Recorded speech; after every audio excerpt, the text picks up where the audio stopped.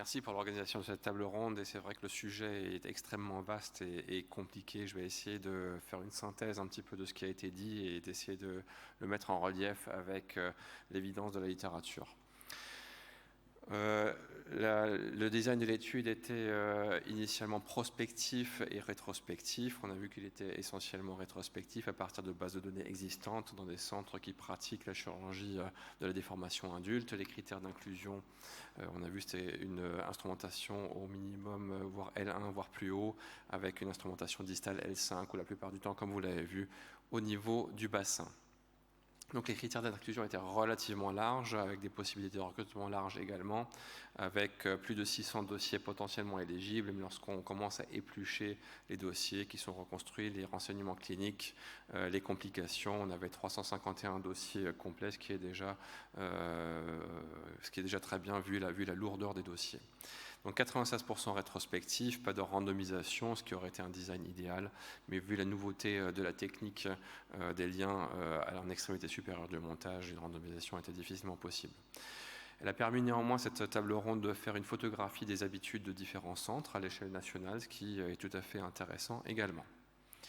Lorsqu'on regarde dans la littérature sur les PGK, notamment le recul à long terme, lorsqu'on regarde dans la base de données nord-américaine de l'ISSJ avec un recul de 10 ans, vous voyez que finalement on n'est pas si mauvais que ça, avec à peine 20% de PGK lorsqu'on se compare aux Américains qui ont 47% de PGK et 12% de PGF, et quand même un patient sur 3 pratiquement réopéré, ce qui n'est pas forcément le cas pour les PGK. Les PGF sont les situations les plus embêtantes cliniquement et graves qui nécessitent parfois, comme l'a montré Benjamin, des reprises chirurgicales.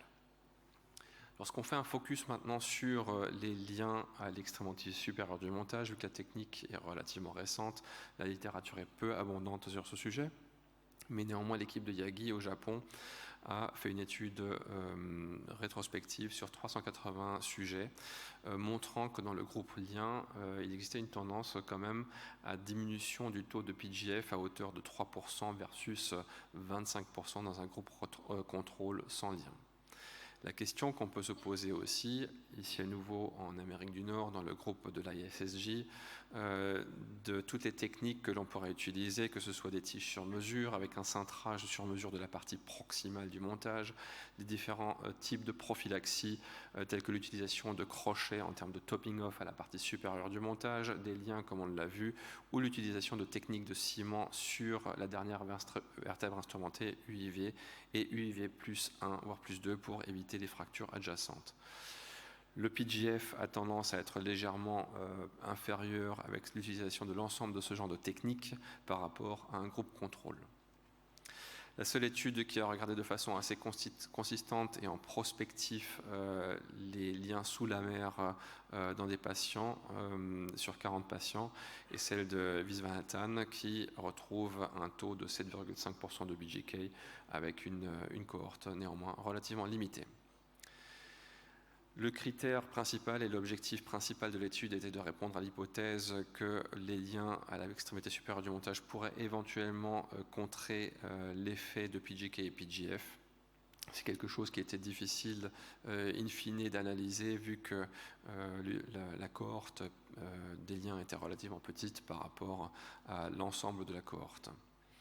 Il existait donc une forte disparité entre les populations. Lorsqu'on regarde lien versus vis ou crochet à la partie supérieure et donc différentes habitudes de pose entre les centres pour grouper les patients.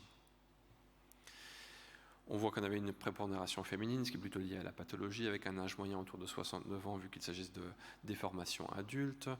En France, un léger surpoids en moyenne, lorsqu'on compare par rapport à l'Asie, probablement patient plutôt léger par rapport à l'Amérique du Nord, et la densité minérale osseuse, l'ostéoporose, pas forcément renseignée toujours, en sachant que là aussi, le DEXA-scan, le T-score, est probablement pas une très bonne technique pour vérifier réellement l'ostéoporose et la tenue dans la colonne vertébrale.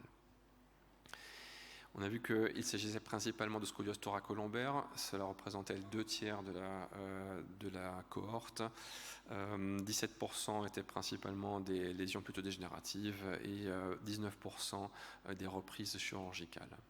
Donc là aussi, finalement, une cohorte relativement disparate en termes d'indications chirurgicales.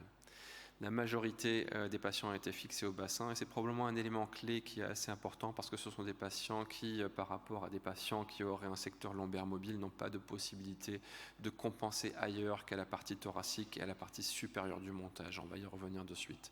Donc fixation L5 distale peu pratiquée. On a regardé également ALIF dans à peu près un tiers des patients, groupe vis versus lien, donc là comparable. Cet élément de réalignement antérieur, et notamment sur la partie lombaire basse, est probablement un élément clé. Lorsqu'on regarde les différentes techniques possibles dans une colonne vertébrale rigide, eh bien, soit on travaille par l'arrière, c'est-à-dire on réalise une ostéotomie de soustraction pédiculaire ou une OTP, ou on travaille principalement par l'avant en utilisant des cages de réalignement antérieur avec plus ou moins des ostéotomies type Smith-Peterson ou pontées par l'arrière pour retravailler la lordose. Cela peut induire néanmoins des distributions de lordose différentes, des points d'inflexion différents, et Benjamin en a parlé. Cela peut augmenter le risque de PGK lorsqu'on se trompe sur la distribution de lordose par rapport à l'incidence pelvienne. Dans l'étude de Pressman, il semblait néanmoins que le taux de PGK était inférieur dans les patients opérés par ostéotomie transpédiculaire avec très souvent un apex lombaire qui du coup se trouve un peu plus bas vu qu'elles sont généralement réalisées en L4. Les biais et limites de l'étude, alors il existe des facteurs probablement liés à l'implant qui sont discutés dans la littérature. On a vu ce matin dans les communications que cela était probablement plutôt secondaire par rapport aux facteurs patients. Mais ce qui est important en tous les cas, c'est que le profil sagittal du patient pré- et post-opératoire soit bien planifié et que l'exécution technique soit bien réalisée. Parce que cela va influencer la distribution de lordose. Toujours est-il que dans notre cohorte, il s'agissait de patients avec des incidences pelviennes plutôt moyennes, voire fortes, ce qui veut dire que ce sont des types 3 voire 4 d'urosolides, du moins en théorie. On voit ici un exemple de PGK, c'est un cas que Fetty nous a mis à disposition avec un alignement, une lordose relativement faible liée à des lésions dégénératives lombaires avec, vous le voyez, un réalignement et ostéotomie transpédiculaire en L4. Donc tout le travail a été réellement bien fait sur la partie lombaire basse et c'est ce qu'on nous a enseigné pendant longtemps, c'est ce qu'on recherche, c'est-à-dire un alignement de la lordose que l'on travaille sur la partie basse. Malgré cela, ce que l'on voit, c'est que la rétroversion pelvienne sur l'image du milieu persiste et que le patient, fixé au bassin, finalement revient dans sa position idéale. Sa plumb line de C7 reste assez similaire par rapport à l'état préopératoire. Donc il s'agit probablement, vous voyez, d'un phénomène de compensation que nous, chirurgiens, maîtrisons relativement mal alors qu'on a tout bien fait dans la partie basse. Et c'est là que le PGK se produit. Alors, est-ce qu'il s'agit d'un contrôle réellement neurocognitif ou dégénératif du patient? Est-ce qu'il s'agit d'une dégénérescence biologique avec l'âge de la musculature? Probablement, ce sont des facteurs liés. Et vous voyez qu'il n'y a pas que l'alignement qui compte. Donc, extension de montage. Et lorsqu'on regarde là encore une fois un petit peu rapidement les résultats clés de la radiographie, vous voyez que tous les patients ont été finalement bien corrigés de façon significative dans la lordose lombaire. Mais ce qu'on voit aussi, c'est que le pelvic tilt, la version pelvienne reste pratiquement identique. On ne les a pas corrigés tant que ça. Ou alors autrement dit, on les corrige peut-être, mais ils retournent très vite pour un certain nombre d'entre eux en rétroversion pelvienne. Ils augmentent la syphose thoracique pour un certain nombre d'entre eux. Et on peut se poser la question si ce n'est pas tout simplement un phénomène de correction naturelle lorsqu'on fixe au bassin une population âgée. Stéphane Fuentes et Clément Sylvestre viennent de nous exposer en détail les résultats cliniques. Je ne vais pas revenir dessus.